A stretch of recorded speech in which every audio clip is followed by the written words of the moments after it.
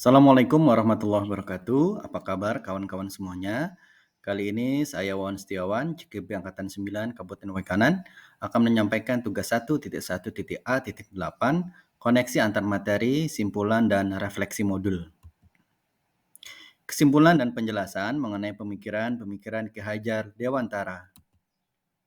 Pendidikan adalah tempat persemaian segala benih-benih kebudayaan yang hidup dalam masyarakat kebangsaan, dengan maksud agar segala unsur peradaban dan kebudayaan tadi dapat tumbuh dengan sebaik-baiknya dan dapat kita teruskan kepada anak cucu kita yang akan datang.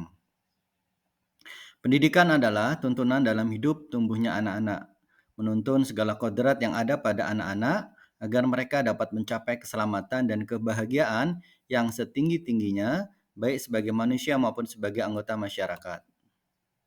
Pendidikan berorientasi pada peserta didik, artinya proses pembelajaran harus disesuaikan dengan kebutuhan, kemampuan, dan minat peserta didik sehingga mereka dapat mengembangkan potensinya.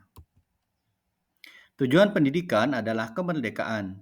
Merdeka berarti setiap orang bisa memilih menjadi apa saja dengan catatan adanya penghargaan terhadap kemerdekaan yang dimiliki orang lain. Ingarso sung tulodo, ing matyo mangun karso tuturi handayani. Sebagai pendidik, di depan harus memberi teladan, di tengah harus membangun ide dan gagasan, dan di belakang harus bisa memberikan motivasi dan dukungan kepada murid-muridnya. Didiklah anak-anak sesuai dengan kodrat alam dan kodrat zaman. Kodrat alam adalah kondisi lingkungan di mana anak didik itu berada, baik kultur atau budaya maupun kondisi geografisnya. Kodrat zaman adalah kondisi zaman yang dihadapi oleh anak didik. Dalam menuntun, haruslah menyesuaikan dengan keadaan zaman anak didik. Refleksi dari pengetahuan dan pengalaman baru. Hal yang diperoleh setelah mempelajari modul 1.1. Pendidikan dilaksanakan untuk menanamkan benih-benih kebudayaan. 2. Pendidikan dilaksanakan untuk menuntun anak tumbuh, bukan memaksakan kehendak guru. 3. Pendidikan dilaksanakan berorientasi pada kebutuhan peserta didik. 4. Pendidikan dilaksanakan untuk memerdekakan peserta didik. 5. Guru harus mampu menjadi contoh, memberi semangat, dan memberikan dorongan. 6. Mendidik sesuai dengan kodrat alam dan kodrat zaman. Perubahan diri yang saya alami dan akan saya praktekkan di sekolah dan kelas saya. 1.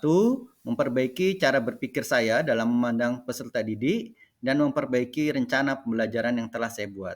2. Menerapkan berbagai metode dan media pembelajaran dalam menyajikan materi pembelajaran yang mampu mengakomodir berbagai bentuk perbedaan cara belajar peserta didik atau yang sekarang kita kenal pembelajaran berdiferensiasi. 3. Memasukkan nilai-nilai budaya lokal sebagai salah satu bentuk penanaman benih-benih kebudayaan. 4. Melaksanakan pembelajaran yang mengaitkan materi sesuai dengan keadaan yang ada di daerah tempat tinggal peserta didik. 5. Menggunakan media pembelajaran digital dalam proses pembelajaran sesuai dengan kodrat zaman yang saat ini sedang dialami peserta didik. Proses pembelajaran dan suasana kelas yang mencerminkan pemikiran Ki Hajar Dewantara secara konkret sesuai dengan konteks lokal sosial budaya di kelas dan sekolah saya.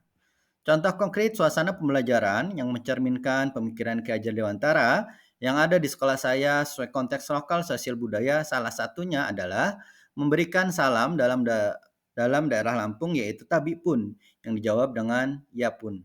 Merupakan salah satu bentuk salam penghormatan kepada lawan bicara yang diterapkan di sekolah ataupun saat pembelajaran di kelas. Menerapkan budaya sopan santun yang harus dijaga dan dilestarikan sesuai dengan konteks lokal budaya masyarakat Lampung. Contoh konkret lain dari pembelajaran yang mencerminkan pemikiran Ki Hajar Dewantara yang ada di sekolah saya adalah sesuai konteks lokal budaya, gotong royong dalam masyarakat Lampung yang dikenal dengan istilah Sakai Sambayan. Sakai Sambayan adalah salah satu unsur dari falsafah hidup orang Lampung atau Piil Pesenggiri yang memiliki arti gotong royong, melakukan kerjasama atau tolong menolong. Budaya lokal Sakai Sambayan masyarakat Lampung tersebut sangat jelas diterapkan di kegiatan sekolah maupun pembelajaran di kelas. Kegiatan gotong royong hari Jumat merupakan bentuk penerapan budaya lokal Sakai Sambayan yang diterapkan di sekolah. Sementara itu, budaya Sakya Sambayan diterapkan dalam pembelajaran di kelas dengan melakukan kerjasama antar siswa dalam bentuk kerja kelompok untuk saling berdiskusi dan berkolaborasi dalam menyelesaikan tugas. Demikianlah penjelasan yang dapat saya sampaikan. Semoga bermanfaat. Sekian dan terima kasih. Wassalamualaikum warahmatullahi wabarakatuh.